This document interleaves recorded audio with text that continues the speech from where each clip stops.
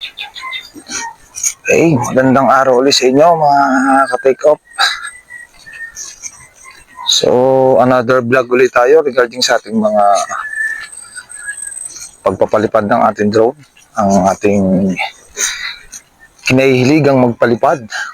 Lagi tayo nagpapalipad ng drone eh. So, ngayon naman ang ating namang itetest sa ating pagpapalipad ay yung height. Oo, yung height. Kasi medyo magiging pasaway muna tayo ngayong araw na to. I-maximize natin yung ating pagpapalipad ng drone. So, maximum talaga, minimum naman talaga 120 meters lang dapat talaga. Hindi tayo pwedeng mas tumaas pa doon. So, pero gagawin natin ngayon. Magiging pasaway tayo ngayon. Subukan natin yung ano. Pero subukan ko kasi yung ano. Kasi may nagsasabi na pagbukas daw yung data. Yan. Pagbukas ng data, mas maganda raw yung signal ng drone. So, subukan natin kung ano. Buksan natin yung data ng ating cellphone. Kung talagang magiging maayos nga. So, tingnan natin kung yung ating DJI Mini 3 ay hanggang anong maximum. So, maximum natin sa 500 yung settings ng ating height ng pagpapalipad. So, medyo hinihingal ako. Medyo malayo din kasi. Hindi tayo sanay na maglakad eh. No? So, subukan natin. Mamaya, babalikan ko kayo. Tayo ay mag-set muna ng ating drone. So muli mga katekop, tayo ay gaya nga na sabi ko kanina, tayo ay magpapasaway. So muli ulitin ko, ang pagpapalipad ng drone ay hanggang 120 meters lang dapat mga katekop. So ngayon, gusto ko lang i-share sa inyo kung ano ba yung mga may posibilidad na may katotohanan at yung hindi. So subukan nga natin na bukas yung ating data sa pagpapalipad ng drone para malaman natin kung talagang totoo yung sinasabi ng iba na mas maganda raw ang signal ng ating drone kapag bukas yung data ng cellphone. So mga take off, let's go! Okay, subukan na nga nating buksan yung ating data. Yan, para makita nyo naman na nagbukas talaga tayo ng data. Subukan nating buksan ang ating data para malaman natin kung talagang totoo yung mga sinasabi ng iba. Ito, bukas ng data ko.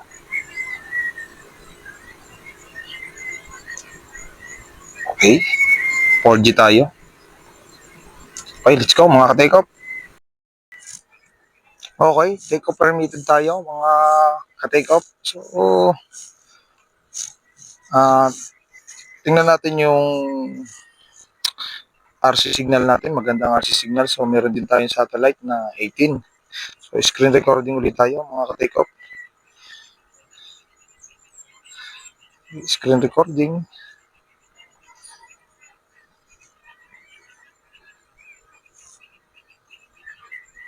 Okay, screen recording tayo mga ka-take off ulit. So, ready to take off tayo muli. Ang ating satellite, 22, maganda na yan. So, 98% ang ating battery mga ka-take off. So, let's reveal yung sinasabi ng iba.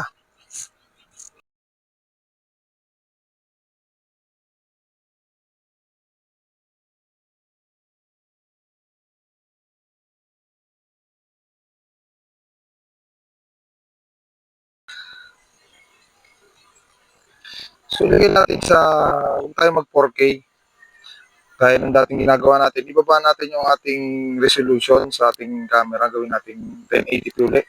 So, 25 FPS. Okay. So, okay. Record tayo. So, paikutin muna natin ng isang beses para makita natin kung ano yung mga nasa surroundings natin. Yeah. Okay. Doon pa rin tayo sa dati.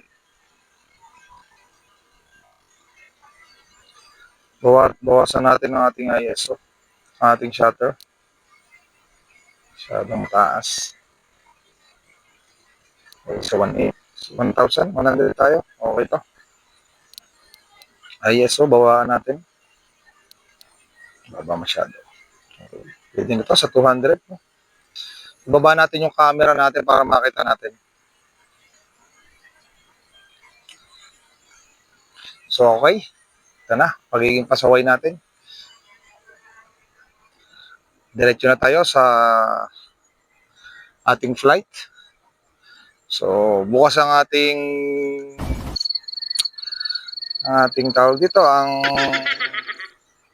data natin. Tingnan natin kung gaano kataas yung pinaka maabot. So, ang alam ko naka-maximum tayo. Ayan, maximum altitude natin, 500 meters.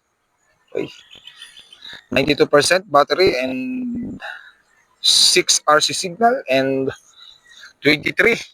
Ganda to, okay to. Ganda signal. Go tayo, go. Ito tayo.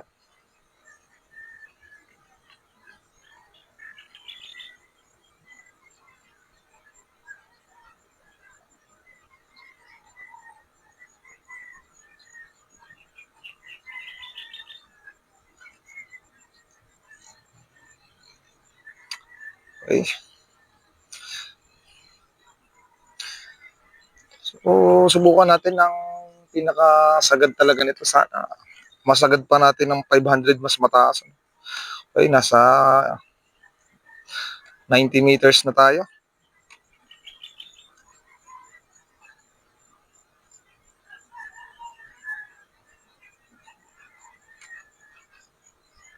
Okay, nasa 89% ang ating battery. Ang ating RC signal, maganda pa rin. Maganda pa rin yung RC signal natin. Okay. Nasa 160 plus na tayo, ang taas. So, bukas ang ating data nito, mga ka-take off, no? So, yun, nag-flight altitude exceed. So, 120 meters lang talaga, pero, ano natin, naging pasaway tayo ngayon, naging pasaway. So, 26. Pass.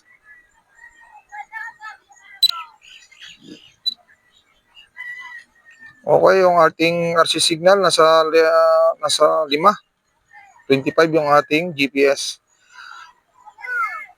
Tingnan natin kung uubra talaga doon sa 500 meters yung taas, kung mahihigitan pa natin.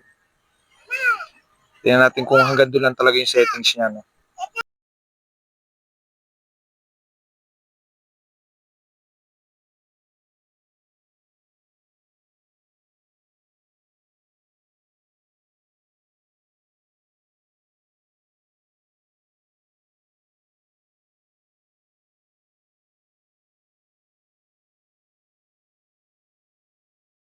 Three 180 meters.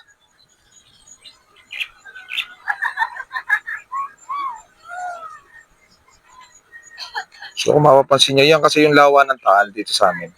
Okay, makikita niyo yan. So napakagandang lawa nito. Ito ang pinagmamalaki ng Batangas. Okay, nasa 450 meters na tayo. So tingnan natin kung hanggang saan ba talaga to. Ang RC signal nasa 26 ang satellite. So tingnan natin kung mahihigitan pa natin kung yung 500 na nasa settings ng ating RC. 498, 99, okay. Okay, 500. So hanggang dun talaga, 500 lang talaga siya, no? So yung RC signal ko nawawala. So 500, ayaw na talaga niyang umangat. Sagad na sagad talaga siya sa 500. No? So mga ka-take off, ito yung sinasabi ko na iba dun sa dun sa una kong drone na Mavic Air 1 na yung kayang sumagad talaga no kahit maximum na nakaset siya sa 500, kaya pa niyang isagad. So ito talaga hanggang 500 lang talaga. Oh. Ayaw na kahit itinataas ko na yung ating throttle pataas. Ayaw na talagang sumagad. So ito yun talaga. Makakatiko. Pero okay pa rin. Kasi hindi nawawala yung signal niya. So enjoy na lang natin muna yung view.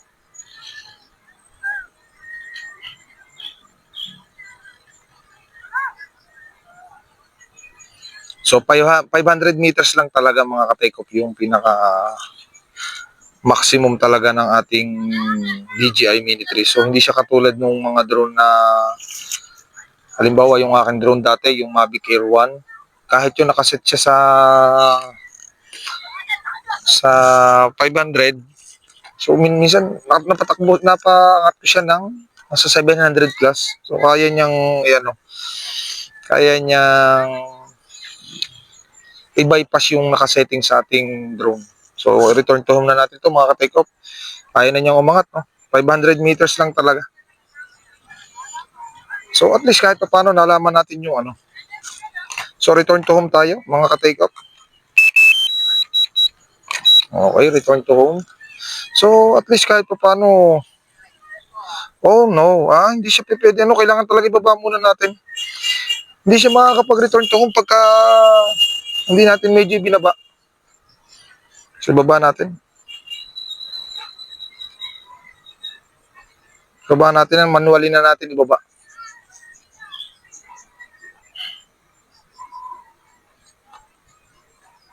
Okay, 73% ang ating RC signal, nasa 5 pa bago-bago, So ang ating satellite nasa 29. Okay, subukan natin i-return to home ang pag nasa 350. Susubukan uli natin kung kakayanin maabot ng signal ng return to home.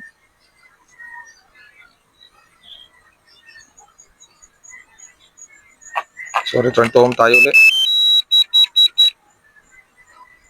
Okay. Return to home unavailable within 20 meters and of home point. Sige, baba na natin.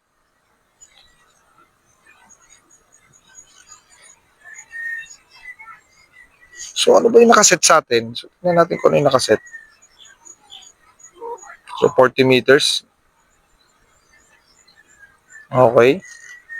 So siguro talaga mas kailangan nating ibaba manually. So ito yung mga ka-take off. So nalaman natin ngayon na itong ating DJI Mini 3 ay maximum lang talaga siya sa 500. So hindi siya katulad ng mga unang drone na pwede mong i-bypass. Okay na rin, maganda na rin nalaman natin. So may eroplano, yan ang kasing yan nakakatakot kasi yung eroplano yun. Hindi na sumakit.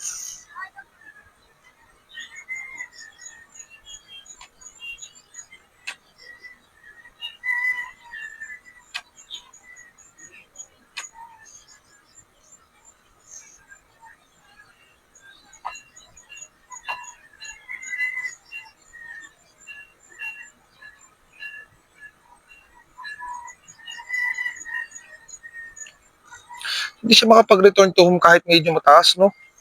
So, tingnan natin kung ano yung dapat natin baguhin sa settings natin para lang maibaba natin sa return to home yung subukan natin. So, pwede na naman siguro ito return to home na, no? So, wala pa rin. 20 meters.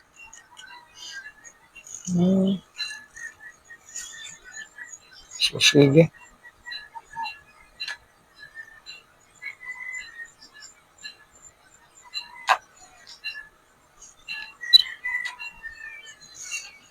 So, ito na siya. Malapit na rin.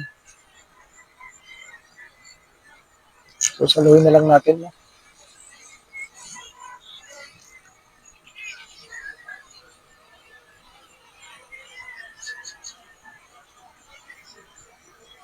Hindi siya ganun kaingay. No? Itong kagandahan dito sa Mini 3, hindi siya maingay. So, pagsalo lang din yan, mga ka-take off, ganito lang yan. So, may mga ibon. No? Dinadagot ng ibon yung ating drone.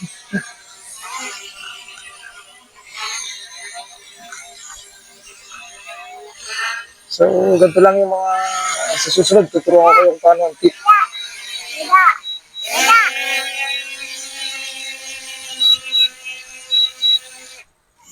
Okay.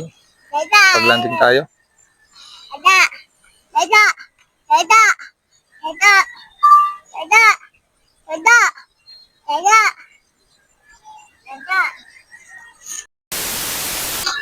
So, yun na nga mga ka-take off. Una, nalaman natin na hindi pala pwede ang sa ating DJI Mini 3 yung mag-bypass tayo sa 500. So, wala. Akala ko kasi katulad siya nung Mavic Air 1 natin na kaya kahit na nakaset siya sa 500 meters ang taas, ay pwede nating ma-bypass yun. So, ito talaga hanggang 500. So, dinisign talaga siya dun sa hanggang 500 lamang.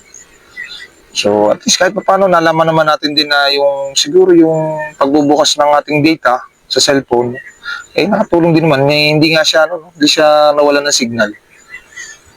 So, maganda pa rin para sa akin. Okay din at nalaman ko na hanggang 500 lang talaga yung pinaka maximum niya talaga. Kung ano yung nakaset doon sa ating RC, sa ating settings, nakaset sa ating drone na taas, yun talaga sinusunod niya talaga yun. Pero okay din, goods.